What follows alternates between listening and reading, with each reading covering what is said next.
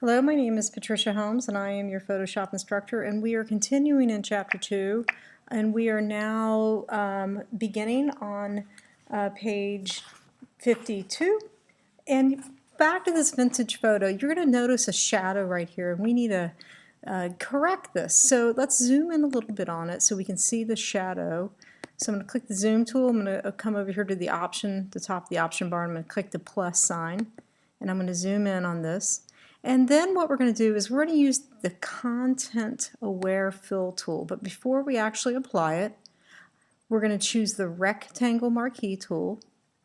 And we want to make sure right now, make sure you're working on the right layer by looking over here at Layers and choosing Background, which is the image. And so if this layer panel is not open, you should know by now to go into Window and make sure Layers is chosen. Okay, anyway, let's get back to our work.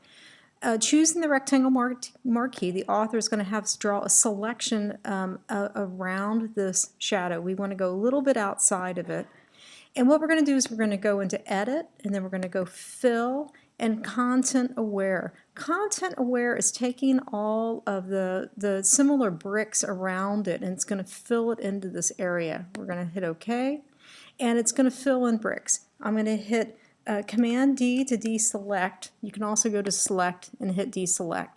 But we need to zoom in a little bit more, and we need to patch in some of these lines in the bricks using a new tool, which is called the Clone Stamp. So the Clone Stamp is right here, and we're going to repair some area of the Clone Stamp, and the author is asking us to put the pixel at 21, which it already is, and the hardness is to 30. So 21 pixel size hardness at 30. So we're going to come back over here to the photo, and what we're going to do is what the Clone Stamp does is it takes a sample of good and it's going to apply it to wherever you tell it to. So in order to get that sample, what you want to do is you want to hit the Alt button, or if you're on a Windows, it's going to be Option click. So follow along with me. Let me zoom in a little bit more here. Okay, so I'm going to go Clone Stamp. And right now, this line right here, I want to put over here. We want to make this as authentic as possible. So I'm going to go Alt, click on my Clone Stamp. I'm going to let go. I'm going to take my mouse, I'm going to move it over here, and I'm not pressing on my mouse or anything. I just moved it over here. Now I'm going to hold my mouse down and I'm going to draw a line. Oops, let me do that again. Okay, so Alt, let's try it again. I'm sorry, Alt click. Let me come down here. Alt click. Okay, right in the middle there. I'm going to come over here, and now I'm going to hold my mouse down and I'm going to draw a line. Now if you look at the screen, the original spot that we got the sample from has a crosshair, and to the left is the circle.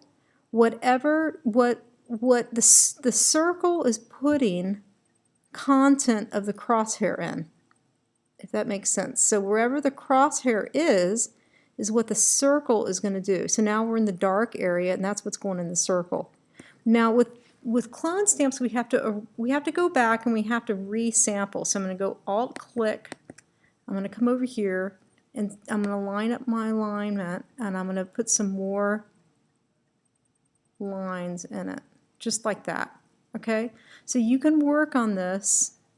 Let's go Alt click, and you can. It's going to take some practice, and it's going to take some time to get it right.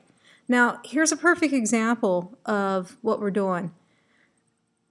My crosshair is going into the black section, thus the circle is being filled with the black.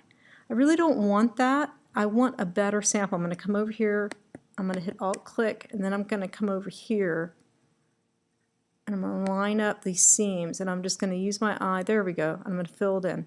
Okay, so you need to add some more lines down here. And you know, if you don't like what your brick wall looks like, then you can just kind of go back and redo it remember how to do that. Go back into the history panel. And so essentially we remove that shadow. If I had more time on my video, we could really touch it up and do a much better job, but using these tools is what I wanted to demonstrate. Thank you for listening.